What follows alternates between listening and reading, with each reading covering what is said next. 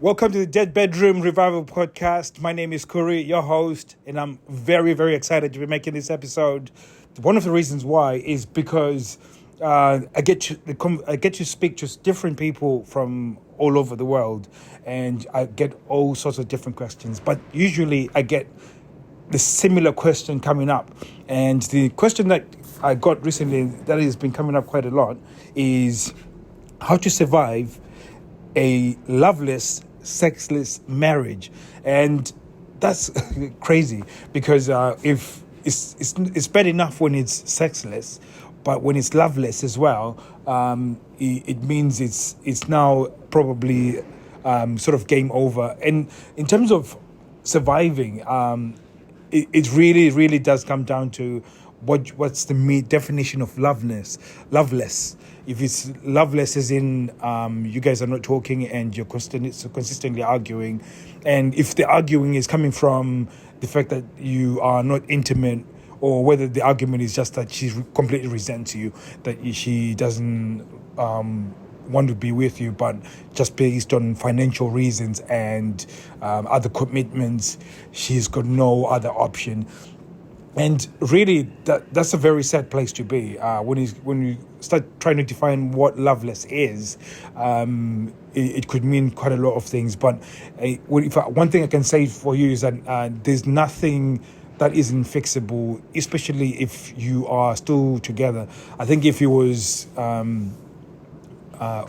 was some sort of hate within that relationship, then it's probably a good sign. The worst sign that you can get within that relationship is indifference. So if you died today, they wouldn't care, then that is probably a good sign that you have to leave that relationship. But if it's a situation where they probably hate you, it's probably the best situation that can happen, because hate is another form of love. And when somebody told me this, I was like, that's crazy, because the investment to actually hate someone is it's actually an investment, and it's not a bad thing. It's actually just another form of love, and it's weird when you think of it from that perspective.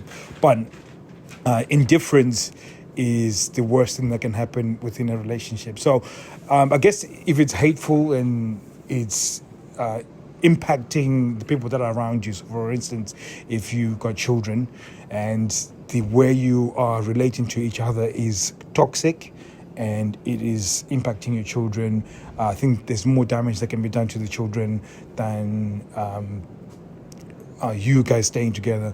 And at some point you might be considering maybe even time apart in order to really discover where you want to go with it. So again, it's not about surviving. I think when you're surviving, you have to be considering these things, like what is the payoff for me to stay here? If you are staying because of financial reasons, but there is damage happening to children, for instance, in terms of the way you guys are communicating, then probably it's not worth it. I think it's better for children to have separate parents that are loving than parents that are together that are toxic, because you just pass on that negativity towards your children. So in terms of survival, there's a lot of things that you have to consider when it comes to loveless relationship.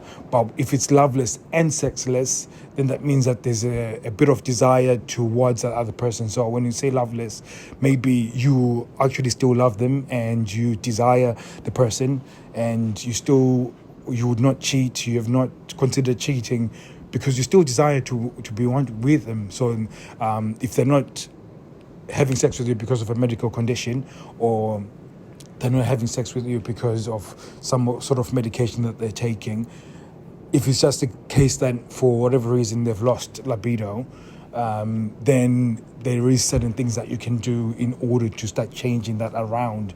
And one of the main ones is definitely trying to look at more about yourself and what are the things that you can do to change for yourself. Now, when I say this, it sounds similar to what's been written all over online.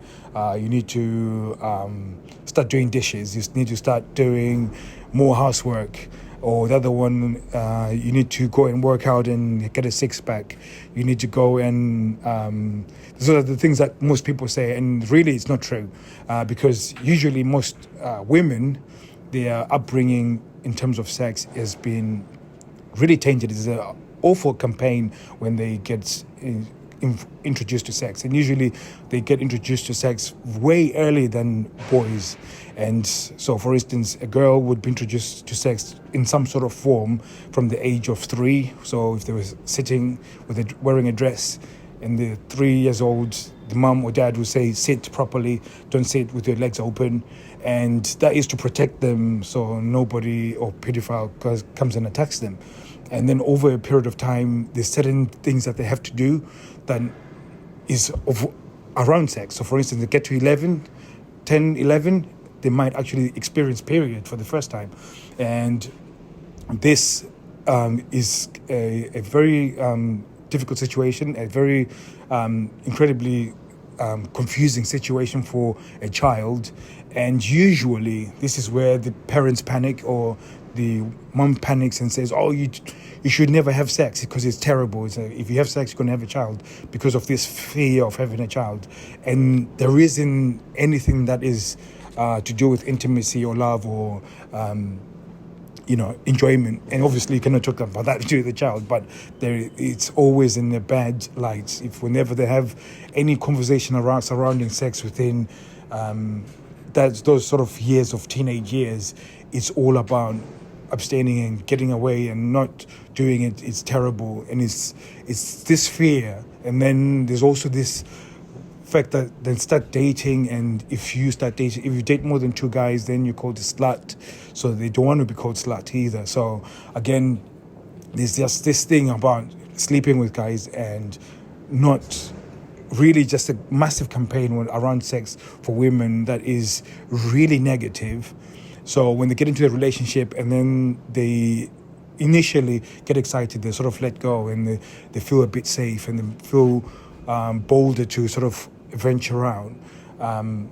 When they start feeling safe again, in terms of that the relationship is secure and you are loyal, they go back to the default position, which was to not go for sex, because they've never learned that it's meant to be pleasurable, it's meant to be something for intimacy. So therefore, in terms of survival, it's actually, you don't have to survive, you have to create a stimulus within the relationship. What that means is you need to have certain habits that you're doing in order to keep your woman excited and interested, similar to the same stimulus that you had when you were dating. So when you started dating, one of the things that was getting her excited and getting her horny and is the fact that she was unsure of whether you were interested in her and whether there was somebody else, whether there was, if you were actually going to pick her. And there was that sort of mystery around what's going to happen within the relationship. And also there was a lot of playfulness. There was a lot of you putting a lot of effort in terms of the messages that you write, and you were very considerate. And so while those things have sort of faded away as the relationship goes, that your passion is sort of also gone as well. And if you want to learn what to do in order to get that stimulus going, you need to go to www.deadbedroomrevival.com, and you'll be able to get a free guide, which is for 4 ways to seduce her. And also you'll be able to get a Facebook group link, which is going to get you the trainings that you're required to take you to the next level. So thank you very much for listening. I'll be seeing you guys soon. Go to www.deadbedroomrevival.com and you'll be able to get all the information you need to take your relationship to the next level.